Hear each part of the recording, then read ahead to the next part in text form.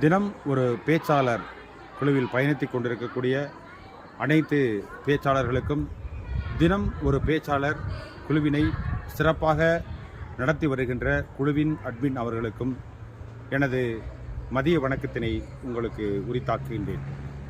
இன்று நான் பேச எடுத்துக்கொண்ட தலைப்பு,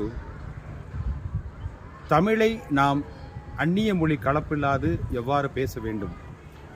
தமிழை ஆங்கில மொழி கலப்பிடத்தோடு நாம் பேசி வருகின்றோம்.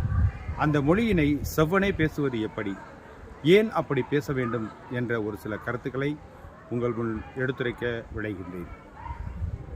தேடிச் சோறு நிதம் தின்று பல சின்ன சிறுகதைகள் பேசி மனம் வாடி துன்பமுக உழன்று பிறர் வாட பல செய்கள் செய்து நரை கூடி கிளப்பருவம் எய்தி கொடுங்கூற்று கிரையென பின் மாயும் பல வேடிக்கை மனிதரைப் போலே நான் வீழ்வேன் என்று நினைத்தாயோ என்ற முண்டாசு கவிஞன் பாரதியாரின் அந்த வேட்கைக்கு இணங்க நாம் அனைவரும் பேசி வருகின்றோம். தமிழ் மொழியினை அந்நிய கலப்பு மொழி இல்லாது கலந்து பேசி வருகின்றோமா என்பதை நாம் உற்று நோக்க வேண்டும். தமிழா நீ பேசுவது தமிழா, தமிழா நீ பேசுவது தமிழா, அன்னையை தமிழ் வாயால் மம்மி என்றழைத்தாய், அழகு குழந்தையை பேபி என்றழைத்தாய், என்னடா தந்தையை டாடி என்றழைத்தாய், இன்னுயிர் தமிழை கொன்று தொலைத்தாய், தமிழா நீ பேசுவது தமிழா.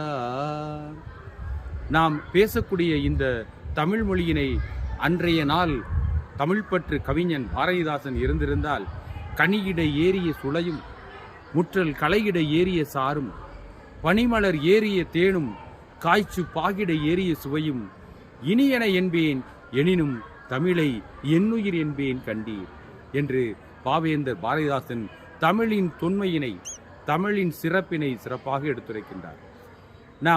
நாம் வாழ்த்தி பாடுகின்றோம். எப்பொழுதுமே தமிழ்த்தாயை வாழ்த்துவதற்கு முன்பாக கடவுள் வாழ்த்தி கடவுளை வாழ்த்த வேண்டும் என்னும் கொள்கைக்கு இணங்க, பொறுப்பிலே பிறந்து தென்னன் புகழிலே கிடந்து சங்கத்து இருப்பிலே இருந்து வைகை ஏட்டிலே தவழ்ந்த பேதை, நெருப்பிலே நின்று கற்றோர் நினைவிலே நடந்து யாவும் ஓரண மறுப்பிலே பயின்ற பாவை மருங்கிலே வளருகின்றாள் என்ற இந்த நம்முடைய வில்லிப்புத்தாரருடைய மகாபாரதத்தினுடைய 10 அத்தியாயங்களை கொண்ட கவிஞன் வில்லிப்புத்தரார் மகன் வரம் தருவார் என்பார். நாம் ஒரு தமிழ்த்தாய் வாழ்த்தினை பாடுவதற்கு முன்பாக கடவுளை வாழ்த்தி தமிழை சிறப்பித்து நாம் பாட வேண்டும் என்று கற்றுக் கொடுத்த அந்த தமிழ்த்தாய் வாழ்த்திற்கு முன்பாக பாடிய கடவுள் வாழ்த்து தான் இந்த பொறுப்பிலே பிறந்து தென்னன் புகழிலே கிடந்து என்று தொடங்கக்கூடிய வில்லிப்புத்தூர் ஆழ்வாரின் நம்முடைய மகாபாரதம். இந்த மகாபாரதத்தை நாம் கற்றுக்கொண்ட விதத்திலே நாம் அனைவரும் அழகாக செம்மையுற தமிழை பேசுவோம், தமிழால் ஆளுவோம்.